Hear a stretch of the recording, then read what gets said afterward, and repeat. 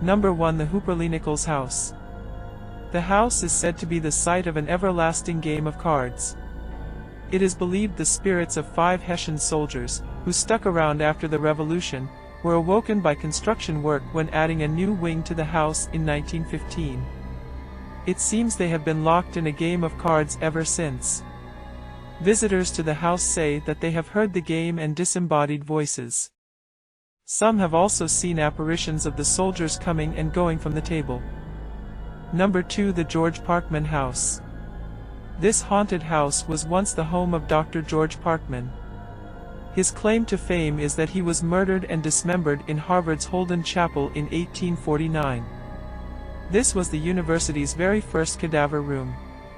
Dr. Parkman is said to linger here, causing various types of disturbances. Number 3. Berkeley College Residence Hall. The Mass Avenue Residence Hall of Berkeley College is believed to be one of the most haunted buildings in Boston. Many students perished in a fire that occurred within the building, and this tragedy is rumored to be the main reason for the haunting. It is believed that spirits still linger here.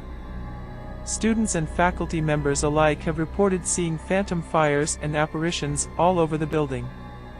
Number 4. Omni Parker House Hotel. Although the Omni Parker House Hotel now has had a 20th century upgrade, it dates to the middle of the 19th century. Over the years it has played host to many a distinguished guest, including the likes of John F. Kennedy and Charles Dickens.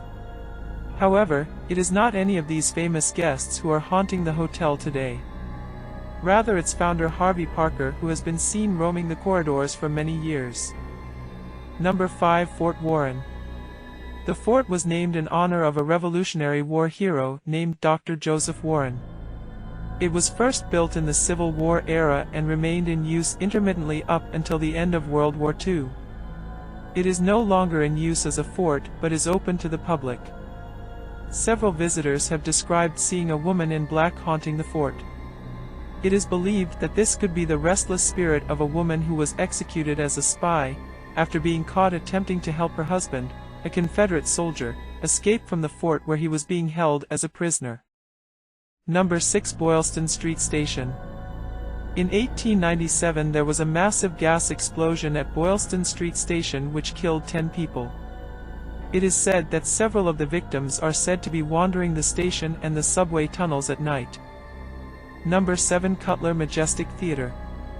The theater is a performing arts venue that is part of Emerson College, which was built in the early 1900s. One of the most prominent spirits here is said to be the ghost of a former mayor of Boston who passed away in the theater in the middle of a performance. However, nobody has been able to find records to indicate that there is any truth in the tale, and nobody is even sure which mayor it might have been. Nevertheless, whether he is the mayor or not, he is still making his presence here known.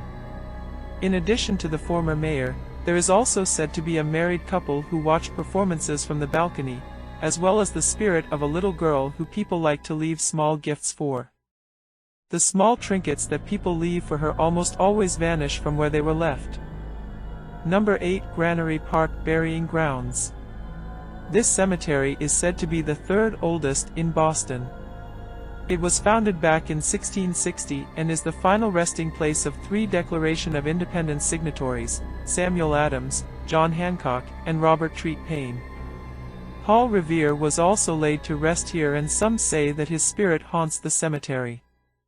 Witnesses say that they have seen him around the cemetery, often riding the horse made famous by his midnight ride.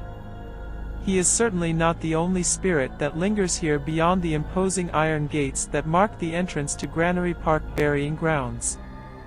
Visitors often report feeling very uncomfortable and that there is someone or something lurking behind them. There have also been shadow figures, light anomalies, and unexplained faces appearing in photographs. Number 9. The Pilot House.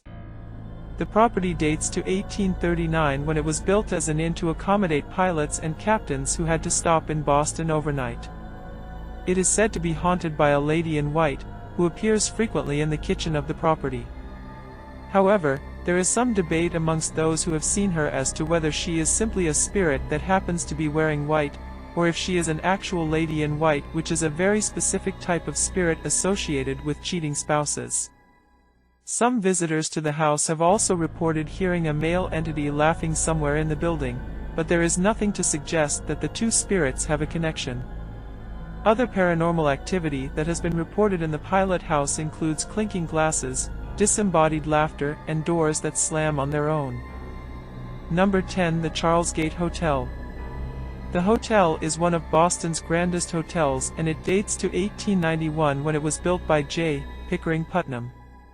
It is no longer a hotel, but the building still stands as imposing as it ever was. While the hotel was in operation, a man committed suicide there in 1908 by shooting himself in the head. It is this death that has apparently left its mark on the property, and those who visit say that the building has some bad vibes. Back when the building served as a dormitory, some of the students reported being harassed by a mean spirit.